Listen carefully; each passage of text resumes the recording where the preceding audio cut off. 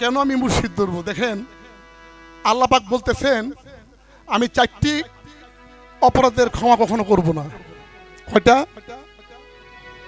বলছে 4টি অপরাধের ক্ষমা আমি কখনো করব না। এর মধ্যে একটা হলো খুন। আল্লাহ বলছে খুন যে করে তাকে আমি মাফ করি। তাহলে আল্লাহ একটি খুনে ক্ষমা করতে পারেন না। আবার ওই দেহিয়াল কল যখন সে 70টা মেয়ের কবর দিয়া মানে গর্ত করে ডাবাইয়া নবীর কাছে কাছে পরে নবী কি বলছে?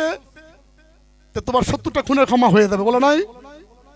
আল্লাহ বলতেছেন একটা খুনের ক্ষমা করেন না, নবী বলতেছেন 70টা খুনের ক্ষমা হবে। তাহলে ক্ষমা কার কাছে? আল্লাহ কাছে না নবীর কাছে? আল্লাহ কাছে।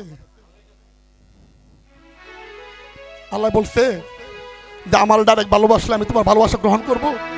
আল্লাহ বলছে ইন কুনতুম তুহিব্বুন আল্লাহ, যদি তোমরা তোমার আল্লাহকে ভালোবাসতে চাও ফাত্তাবিউনি ইউহিব্বুকুমুল্লাহ।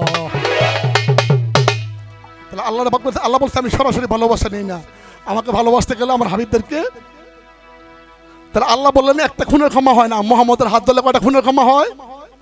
70টা। তাহলে ক্ষমা কার কাছে? আল্লাহর কাছে না আল্লাহর হাবিবদের কাছে? এই জন্য মুর্শিদ ধরতে হয় বাবা, নাহলে জীবনে গুনাহ মাফ হবে না।